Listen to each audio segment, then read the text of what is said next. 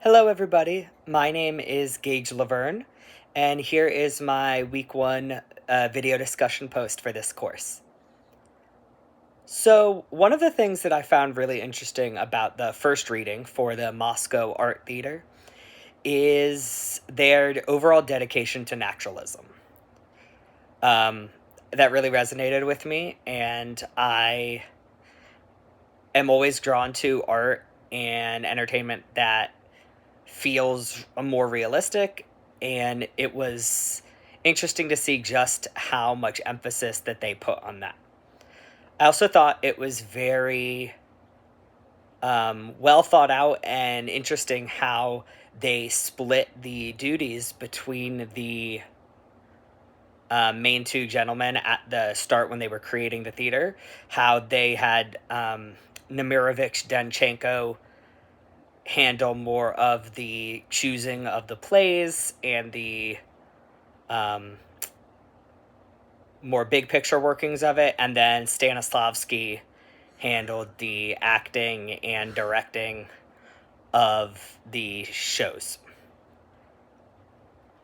When one of the things that stood out to me from the reading was the immersion for the audience, especially thinking how in the theater of Russia compared to some of the other theaters at the time, they really, in all of their choices for set and stage design and all of that, they really took into account the accurate details and making sure that it was immersive for the audience.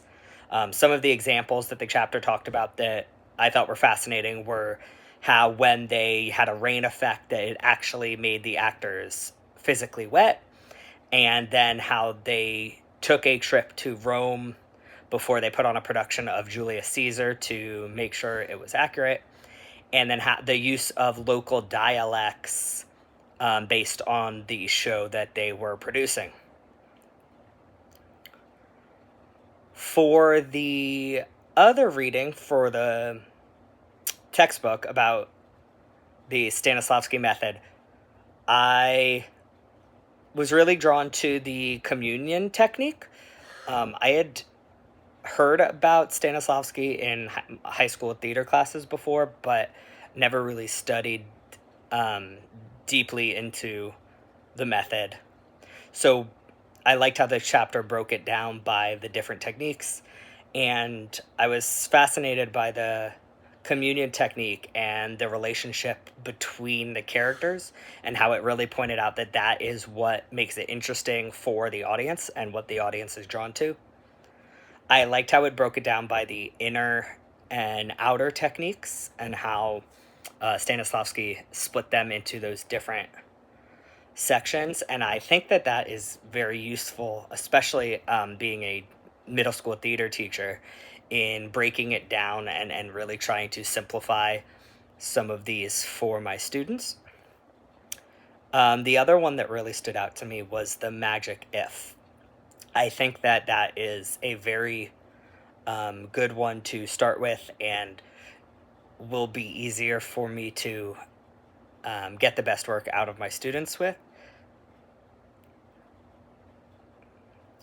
Overall, I really enjoyed the two readings for this week, and I cannot wait to dive deeper into some of the methods and acting techniques as we go. Thank you.